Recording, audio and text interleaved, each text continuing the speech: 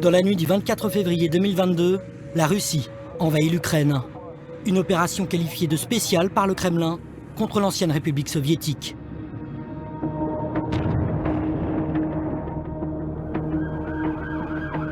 Au-delà de l'effroi et de l'effet de sidération provoqué par cette offensive, le fait est que la guerre est de retour en Europe. Et cette guerre, qui devait être éclair, s'annonce longue et meurtrière. Pour endiguer la propagation du conflit au-delà des frontières de l'Ukraine, dans les pays membres de l'OTAN, la France renforce sa participation au sein de l'Alliance Atlantique, à l'est de l'Europe. C'est surtout dans les premières semaines d'un déploiement que c'était un moment historique, ou en tout cas très important. La première impression que j'ai, c'est de ressentir toute la gravité de la situation, le retour de la guerre aux portes de l'Europe. C'est un esprit de solidarité directement qui s'empare de nous tous, cet esprit de solidarité de l'OTAN, tout simplement. Alors comment la France a-t-elle réagi? Comment assume-t-elle son rôle d'allié crédible au sein de l'OTAN? Comment les armées sont-elles montées au front de la sécurité européenne? Et surtout, comment en sommes-nous arrivés là? À bientôt 8 mois du conflit, immersion dans les coulisses de notre sécurité collective.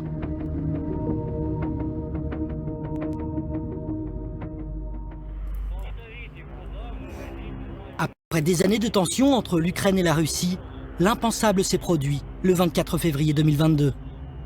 L'invasion russe provoque une condamnation massive de la communauté internationale. Sans être en guerre contre la Russie, l'Alliance Atlantique riposte immédiatement sur son flanc oriental en projetant de la puissance dans ses pays membres. À ce titre, la France joue pleinement son rôle et la réponse ne se fait pas attendre. Moins de 12 heures après l'invasion russe, ravitailleurs et chasseurs français interviennent dans le ciel polonais. 4 jours après, les premiers éléments français débarquent, grâce aux moyens aériens, en Roumanie. En une semaine, c'est 1700 tonnes de fret qui ont été projetées.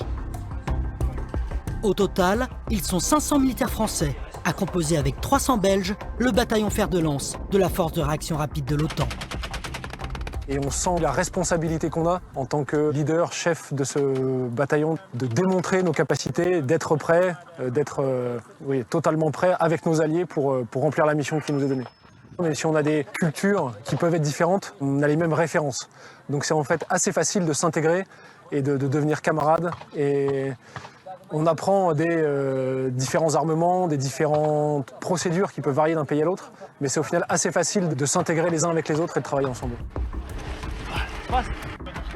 Mais aux premières heures du conflit, cette posture défensive et dissuasive de l'OTAN aux frontières de l'Ukraine va plus loin. Alors engagé au Levant, au large de l'Irak, dans la lutte antiterroriste dans le cadre de l'opération Chamal, le groupe aéronaval français change de cap.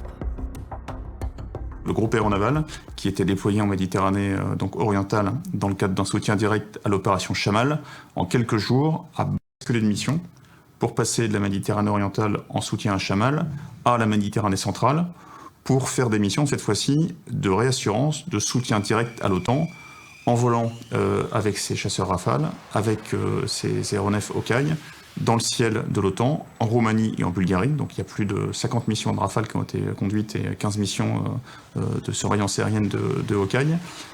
Et donc tout ça en l'espace de quelques jours.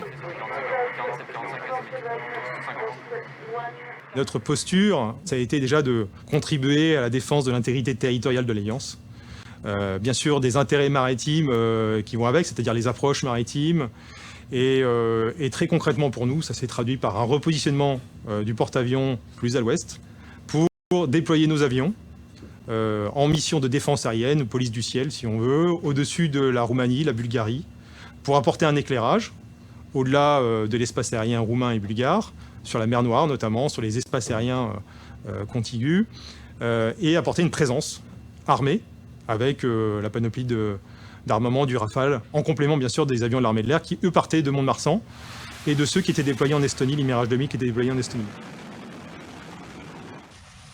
Le GAN, c'est pas que le porte-avions, c'est aussi des frégates, et donc les frégates du GAN, on peut compter à peu près 5 frégates généralement dans le groupe aéronaval, on compte également un sous-marin nucléaire d'attaque. Ce dispositif s'est étalé de la Méditerranée centrale à la Méditerranée orientale pour être capable non seulement d'occuper l'espace maritime, de montrer que la France et l'Alliance manœuvrent librement malgré la présence russe, et surtout pour être capable de comprendre la manœuvre des Russes, qui était une manœuvre qui occupait la Méditerranée centrale, la mer Égée et la Méditerranée orientale. Ok, chef de camp, nous sortons des hôtels. C'est plugué très rapidement, notamment avec notre allié américain, avec lequel on est pleinement interopérable. On a les mêmes brins, les mêmes catapultes. On peut envoyer nos avions sur un porte-avions américain et recevoir un avion américain à bord. Ça, c'est le signe quand même d'une proximité culturelle et interopérabilité importante. Mais c'est aussi vrai, bien sûr, avec tous nos alliés de l'Alliance, de l'Union européenne. Et dans une situation comme celle-ci, ça nous a permis d'être très vite efficace militairement. Effectivement, le message, il est fort à l'égard de nos alliés.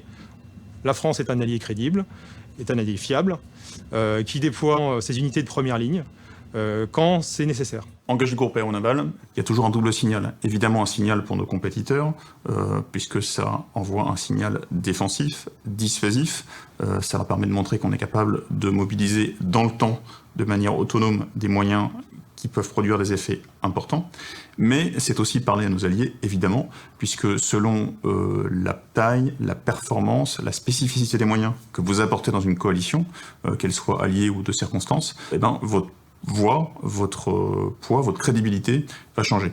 En l'occurrence, le fait d'impliquer le groupe aéronaval d'entrée de jeu a permis de montrer que la France, en complément des forces qu'elle déployait en Roumanie ou des avions de l'armée de l'air qui ont volé dans des pays baltes et en Pologne, tenait son rôle d'allié fiable et crédible.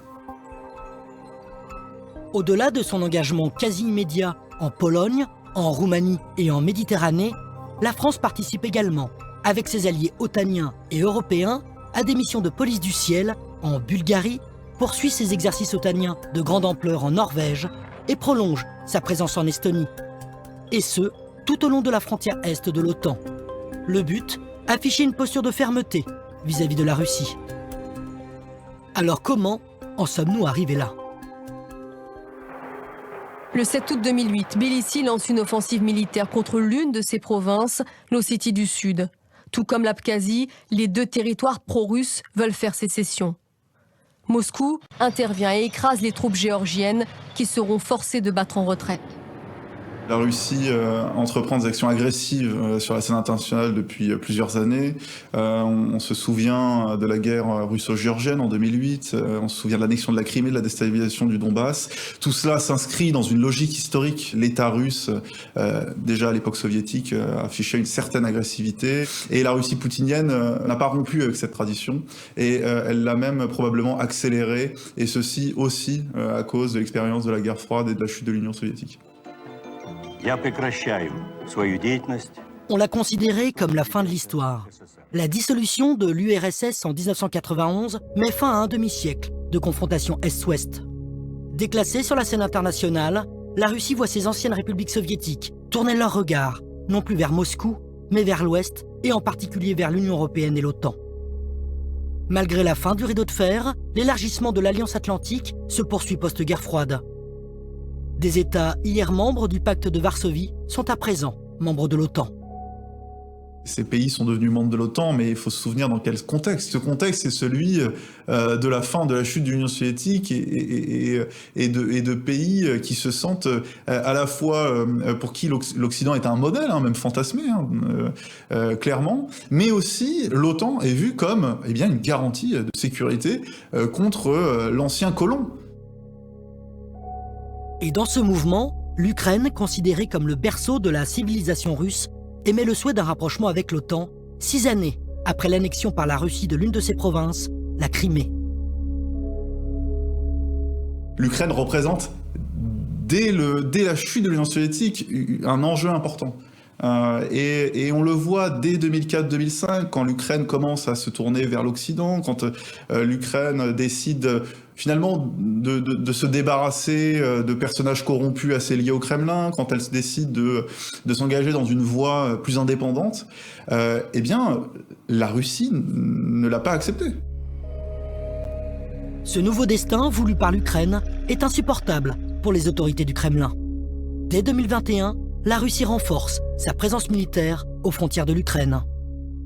La Russie a commencé en 2021 à intensifier son activité dans une forme de dissuasion stratégique, qui est une activité préemptive, c'est-à-dire une activité proactive, à la fois non militaire et militaire indirecte, donc par la démonstration de force. Et donc on l'a vu avec les exercices massifs et les déploiements massifs autour de l'Ukraine, en Biélorussie, mais pas que. Face à ces menaces, l'Ukraine ne cède pas. La tension est à son comble et les mouvements russes toujours constants. 3 jours avant l'invasion, la Russie reconnaît l'indépendance de 2 zones séparatistes à l'est de l'Ukraine, dans le Donbass. Cette escalade aboutit au 24 février 2022, jour où la Russie envahit l'Ukraine. Et si la guerre fait rage depuis bientôt 8 mois à présent, le conflit n'a pas débordé les frontières de l'OTAN.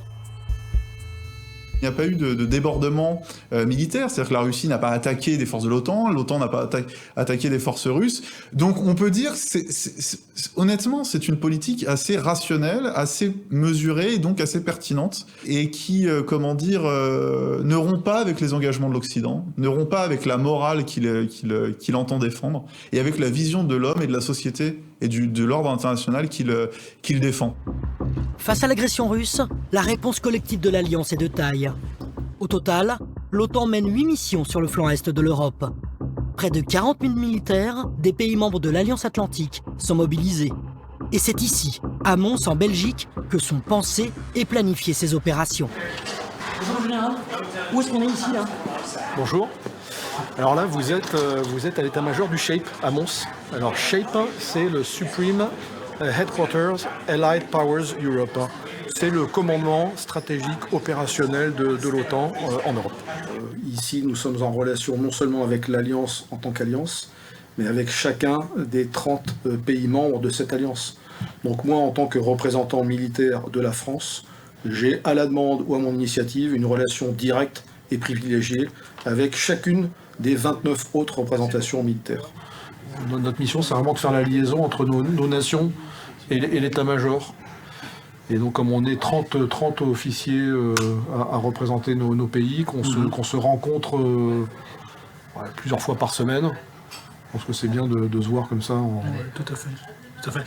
Et effectivement, il y a les relations bilatérales qui se passent ici beaucoup plus vite et plus facile qu'en dehors.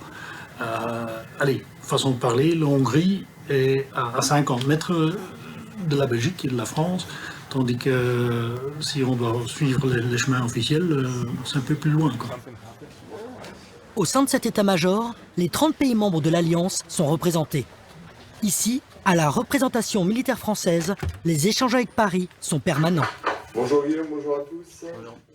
Mons, pour l'OTAN, c'est la tête de chaîne du commandement des opérations de l'OTAN. La représentation militaire française y porte et sert les positions françaises. Elle sert d'échelon de liaison entre Paris et l'OTAN dans le domaine des opérations. Et là, précisément ce matin, on vérifie avec Paris qu'on est bien sur le même tempo, sur les mêmes compréhensions des sujets, sur les mêmes niveaux de participation dans le domaine des opérations. Et puis ça permet aussi à la France de répondre au mieux aux sollicitations de l'OTAN, aux besoins de l'Alliance, et ça permet aussi de mieux expliquer à l'Alliance quels sont les moyens et les engagements français. À traiter avec les différents pays là qui sont intéressés pour nous rejoindre dans le battle group en Roumanie. Alors ça a tendance à se multiplier. Lors de cette visioconférence avec le Centre de planification et de conduite des opérations basé à Paris, la guerre en Ukraine est dans tous les esprits. La participation française aux opérations de l'OTAN, une réflexion permanente. La France est en anglais, capable nation. Donc elle est attendue sur ses responsabilités de capable nation. Une nation capable d'emmener avec elle d'autres alliés dans des dispositifs collectifs, capable de mettre à disposition, de participer à la dissuasion collective de l'Alliance, bref, de jouer son rôle de grande nation dans la défense collective de l'Europe. Alors la France a toujours été un partenaire premier et très étroit de l'Alliance.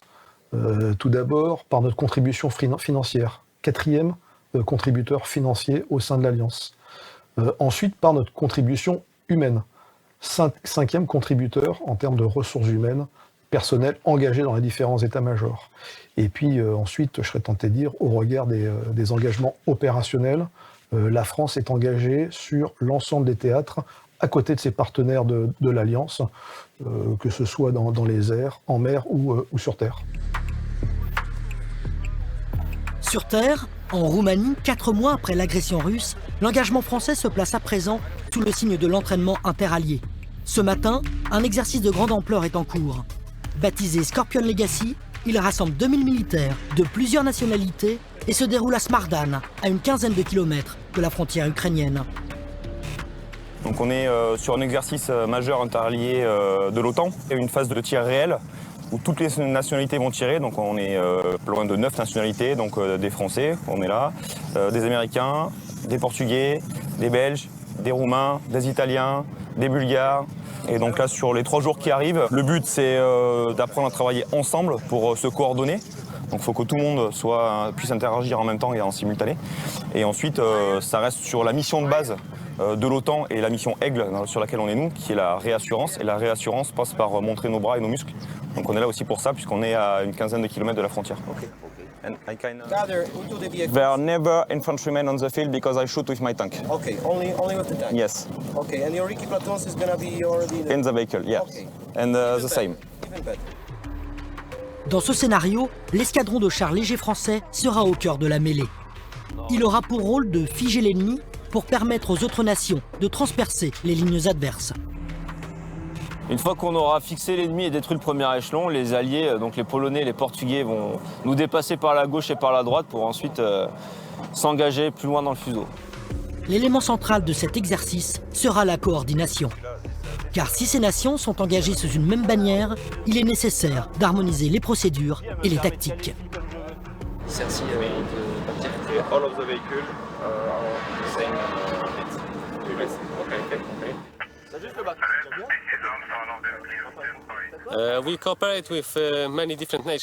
On coopère avec différentes nations comme la France, les Portugais, les Bulgares, les Roumains, et nous nous entraînons avec nos procédures. La coopération avec les Français est très bonne pour moi. La communication est très bonne et le niveau des Français est très élevé. Donc c'est un plaisir pour moi de m'entraîner avec eux.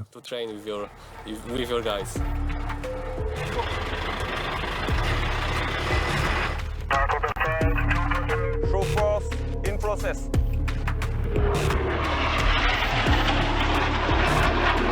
Three zero, contact.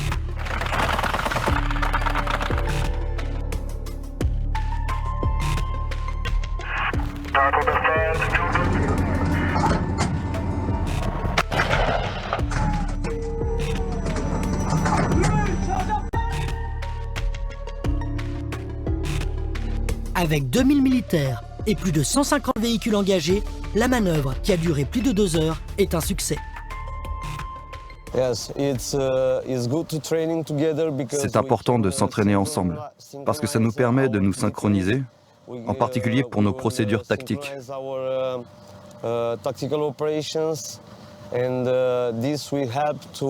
Tout ça pour être en mesure de défendre notre flanc Est.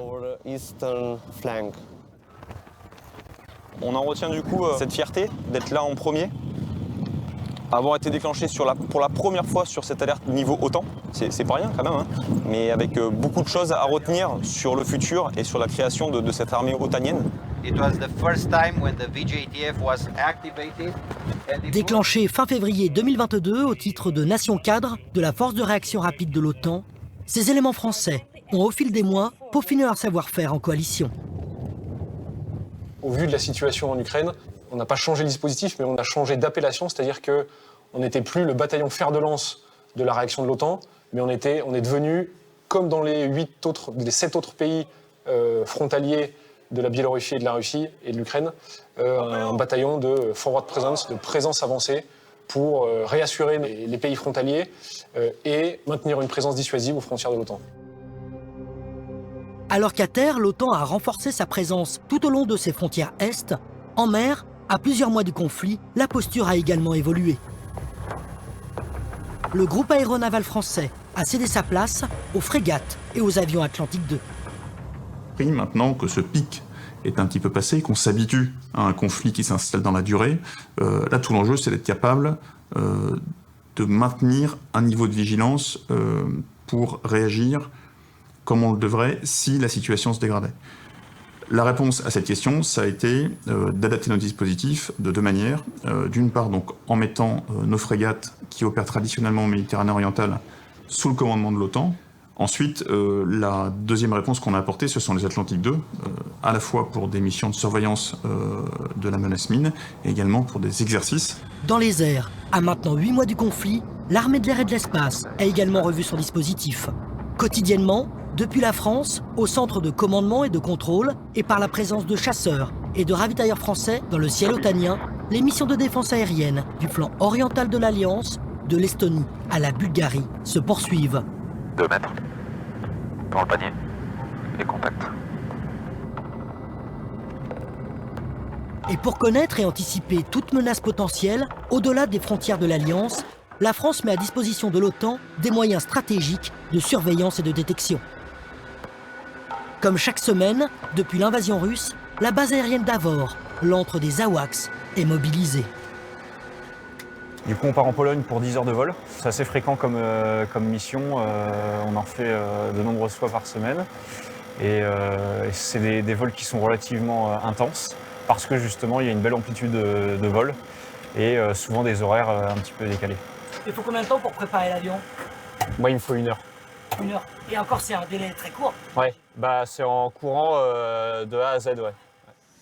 Alors que ce mécanicien navigant prépare l'aéronef, le chef de mission briefe ses opérateurs de surveillance et de contrôle. Parfait.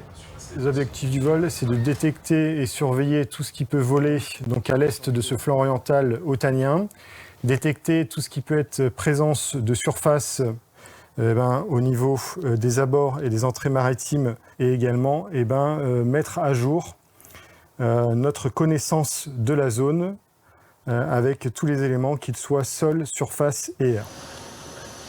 Un équipage AWACS est constitué d'une vingtaine de personnes qui est orienté principalement sur la surveillance. Et là, nous sommes en train de configurer l'avion. Un AWACS, c'est les yeux et les oreilles de l'OTAN pour cette mission, avec une vision pouvant aller à plus de 400 km autour de sa position sur 360 degrés. Pendant 10 heures, ces opérateurs de surveillance vont détecter et analyser au profit de l'OTAN tout mouvement militaire au-delà de la frontière polonaise.